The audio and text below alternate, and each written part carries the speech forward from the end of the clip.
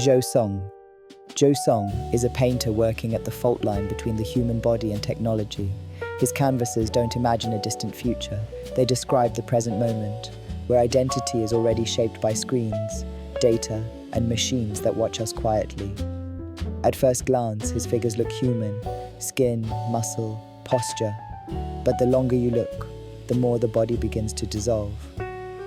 Flesh fractures into metallic tones, limbs blur into schematic lines, and faces seem half-remembered, as if recalled by an algorithm rather than a person. Zhou's paintings explore what he calls a post-biological state. This is a world where memory is stored digitally, where emotion is translated into signals, and where the boundary between organic life and artificial intelligence is no longer clear. His use of color is deliberate. Cold silvers, pale blues, and industrial grays clash with warm skin tones, creating tension between life and system. Brushstrokes break apart like corrupted files. Surfaces feel sanded, layered, erased, and rebuilt. Technically, Zhou combines traditional oil painting with digital processes. He prints, paints over, scrapes back, and rebuilds the surface multiple times. The result feels like skin that has been edited, upgraded, and damaged all at once. Often, only fragments remain: an eye, a hand, a fingerprint, small signs of humanity struggling to stay visible. Zhou Song's work matters because it does not celebrate technology and it does not reject it. Standing in front of one, you sense not a future fantasy, but a present reality learning how to become something else. Celine Ali. Celine Ali is a painter who understands that emotion does not live in the face. It lives in the body, in the way a shoulder collapses, in the tension of a bent spine, in the distance between two figures that almost touch. Her paintings are figurative, but faces are often blurred, erased, or pushed into abstraction. What remains is posture, weight, and color doing the emotional work. Ali's figures feel paused, as if caught between actions. They sit, lean, turn away, or fold inward. The body becomes a language. Through elongated limbs and softened outlines, she removes individuality and allows viewers to project themselves into the scene. This is not portraiture, it is emotional architecture. Color is central to her practice. Muted reds, bruised purples, chalky blues, and heavy earth tones spread across the canvas, like mood rather than environment. These colors do not describe a place, they describe a feeling. Backgrounds collapse into fields of tone, leaving the figures suspended in psychological space rather than physical settings. Technically, Ali works with layered paint, allowing earlier marks to remain visible beneath the surface. Edges bleed, forms dissolve and reappear. Her abstraction is not decorative, it is functional. It strips the image down to what matters most. Mulgil Kim. Mulgil Kim is a painter who uses surrealism not as fantasy, but as a psychological tool. Her work does not escape reality, it turns inward. Instead of dream worlds filled with symbols and spectacle, Kim builds quiet, unsettling scenes where memory, emotion, and subconscious thought overlap. Her paintings feel like moments pulled from the edge of sleep, familiar but slightly wrong. Figures appear alone, often placed in ambiguous interiors or empty landscapes. Their faces are calm, sometimes blank, sometimes obscured, as if emotion is happening internally rather than on the surface. Objects repeat across her work: mirrors, doors, fragmented furniture, floating forms. But they are never explained. They function like thoughts returning again and again, unresolved. Kim's color palette is restrained and deliberate. Soft pastels, muted grays, pale greens, and washed-out skin tones create a fragile atmosphere. Nothing screams for attention. The tension builds slowly. Her compositions often feel paused, as if time has been suspended mid-thought. This stillness allows the viewer to enter the psychological space of the painting rather than observe it from outside. Technically, Kim blends precise draftsmanship with loose, almost hesitant brushwork. Some areas are rendered carefully, while others dissolve into haze.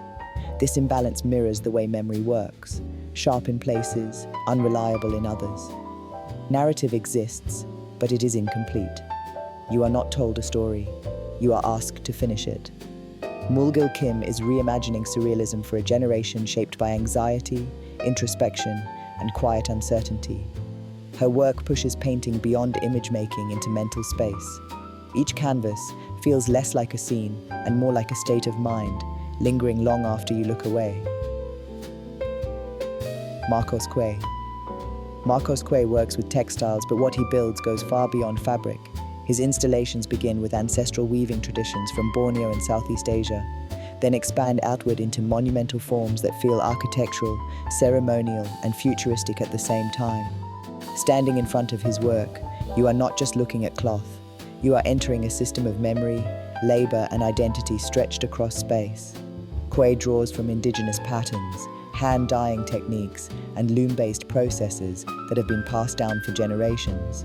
These methods are slow, physical, and repetitive, but instead of keeping them small or decorative, he scales them up dramatically. Long woven panels spill across walls, hang from ceilings, and move through rooms like suspended bodies. The familiar becomes strange through scale alone. Color plays a key role. Earth tones drawn from natural dyes sit beside sharp industrial hues. The surfaces carry signs of the hand, tension in the weave, irregular edges, visible joins, while the overall installation feels engineered, almost futuristic. This tension between handmade intimacy and institutional scale is central to Kueh's practice. His work speaks about migration, inheritance, and the pressure of modern systems on traditional knowledge. It asks what happens to cultural memory when it is relocated, archived, or displayed inside museums. Kueh does not treat craft as nostalgia. He treats it as a living structure capable of holding the present. Shu Hua Xiong is a painter whose work slows you down. Her paintings are quiet, atmospheric, and built around a sense of stillness that feels almost spiritual. Rather than depicting nature directly, she allows natural forms to dissolve and reappear through mist, light, and soft movement. Mountains blur into breath. Water becomes air. Nothing is fixed. Everything drifts. Her compositions often sit on the edge between abstraction and landscape. You can sense trees, clouds, stone, or horizon lines, but they are never fully defined. This ambiguity is intentional. Xiong is less interested in place than in feeling. Her paintings operate like meditations, spaces where the viewer is invited to pause rather than interpret. Color is restrained and luminous.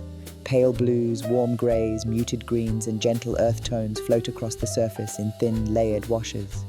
Light seems to emerge from within the canvas rather than from a painted source. The surfaces feel soft, almost weightless, as if the image could disappear if touched. Technically, Xiong builds her paintings slowly, working with diluted paint and subtle transitions rather than bold gestures. Edges remain open. Forms bleed into one another. This approach removes visual noise and allows emotion to sit quietly at the center of the work. There is no drama here, only presence. Collectors are responding to Shu Hua Xiong because her work offers something rare in contemporary painting: calm without emptiness. Her paintings do not demand attention, they reward it. In a world defined by speed and saturation, Xiong's voice stands out for its clarity, restraint, and gentle emotional depth. Brenner. Brenner works in the space between photography and painting, where images slow down and begin to breathe. Her practice often starts with photographs, fragments of interiors, landscapes, or fleeting moments, but by the time the work is finished, the image has shifted into something quieter and more uncertain. What remains is not documentation, but contemplation. Brenner treats photography as raw material rather than final truth. She paints over, blurs, erases, and reworks the surface until the original image feels distant, almost remembered rather than seen. Details dissolve, edges soften, light becomes the main subject. This process pulls the image away from time and anchors it in emotion. Her works often depict empty rooms, quiet corners, windows, or still landscapes. Human presence is implied but rarely shown. This absence is deliberate. Brenner's images are about pause, solitude, and the weight of unspoken moments. The silence inside her work is not empty, it is active. Color plays a restrained role. Muted grays, washed blues, and pale tones dominate, allowing subtle shifts in light to guide the viewer's eye. The surface feels fragile, as if the image could fade further with each glance. This fragility is central to her language. Brenner's growing media and institutional attention comes from her ability to slow visual culture down. In an era of instant images and constant circulation, her work resists speed. It asks the viewer to linger, to sit with uncertainty, and to experience looking as a form of reflection rather than consumption. Flavien Couche. Flavien Couche is a figurative painter who uses surrealism in a way that feels open rather than distant. His work is strange, but never alienating. At first glance, the scenes appear simple and almost playful. Figures stand, sit, or move through quiet spaces. But the longer you look, the more the logic begins to slip. Proportions stretch. Objects behave oddly. Time feels slightly off. Couch's figures often look calm, even neutral, while the world around them quietly bends. This contrast is key to his work. Instead of dramatic symbolism, he uses subtle disruption. A body might feel too heavy for the space it occupies. A gesture might repeat without reason. Everyday settings become psychologically charged without turning into fantasy. Color plays a major role in making his work approachable. He favors warm tones, soft pastels, and carefully balanced palettes that keep the paintings inviting. Even when the imagery becomes unsettling, the surface remains gentle. This balance allows viewers to enter the work without resistance. Technically, Couche combines clean drawing with painterly softness. Forms are clear, but edges are rarely sharp. Backgrounds often flatten or fade, removing narrative detail and keeping attention on mood rather than story. His paintings do not explain themselves, they suggest. Flavien Couche is gaining stronger critical attention in solo shows because his work occupies a rare middle ground. It is surreal without being obscure, figurative without being traditional. His paintings linger because they feel quietly personal, like thoughts you recognize but can't fully name. Léa Morichon. Léa Morichon is a painter who treats color as instinct rather than decoration. Her work draws from Fauvist traditions, but instead of referencing history directly, she pulls its energy into the present. Color leads everything, forms follow. The paintings feel spontaneous, confident, and alive. Morichon's figures, interiors, and still life scenes are simplified and flattened, allowing color relationships to do the emotional work. Reds vibrate against greens, yellows push into blues. Outlines remain loose and expressive, giving the work a sense of movement even in still scenes. Nothing feels overworked. The paintings trust intuition. Her brushwork is direct and visible. Paint sits thick in some areas and thins out in others, creating rhythm across the surface. Perspective is intentionally distorted. Tables tilt, walls collapse, scale shifts freely. This refusal of realism gives the paintings their energy and openness. What makes Morichon stand out is her ability to move between fine art and broader visual culture without losing integrity.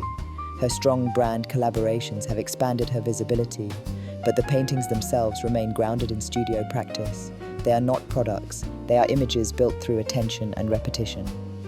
As her exhibition profile continues to grow, Léa Morichon represents a generation of painters reclaiming joy, color, and immediacy. Her work reminds viewers that painting does not need complexity to be serious. Sometimes clarity, confidence, and color are enough to carry meaning. Amanda Shingirai Mushate works in abstraction, but her practice is deeply physical. Her sculptures and installations are built from layered materials that feel worn, pressed, and accumulated over time. Fabric, rope, paper, and found elements are folded, bound, and stacked, turning abstraction into something that carries weight and memory. Her work often references the body without depicting it directly. Forms sag, stretch, and lean, suggesting vulnerability and endurance at the same time. Nothing feels polished. Surfaces show strain, tension, and repair. This rawness is intentional. Mushate is interested in how materials hold experience, especially within histories shaped by migration, labor, and displacement. Space is central to how her work operates. Pieces are arranged to move through the room rather than sit neatly within it. Shadows, gravity, and distance become part of the composition, Viewers are not meant to look from one fixed point. They are meant to navigate the work physically, sensing balance and imbalance as they move. Mushate's abstraction resists easy interpretation. Instead of symbols, she offers structures. Instead of narratives, she offers presence. This openness allows the work to speak across contexts, which is why it has traveled so fluidly from African institutions to international platforms. With presentations at global fairs such as Art Dubai, Amanda Shingirai Mushate is gaining attention for expanding what abstraction can do. Her work proves that material, scale, and space can communicate emotion without image, and that abstraction can remain grounded, human, and deeply felt. Sejiro Avoseh. Sejiro Avoseh is a visual storyteller whose work merges collage and painting to explore identity, migration, and memory. Born in Nigeria and now based between London and global cities, Avoseh uses fragmented images, layered paper, and painted elements to reflect the experience of movement, physical, cultural, and emotional. His compositions often feel like maps of memory, tracing journeys that are personal but universally recognizable. Figures appear in his work, but they are rarely whole. Faces are obscured, limbs merge into surroundings, and textures collide. These fragments capture the dislocation and adaptation inherent in migration.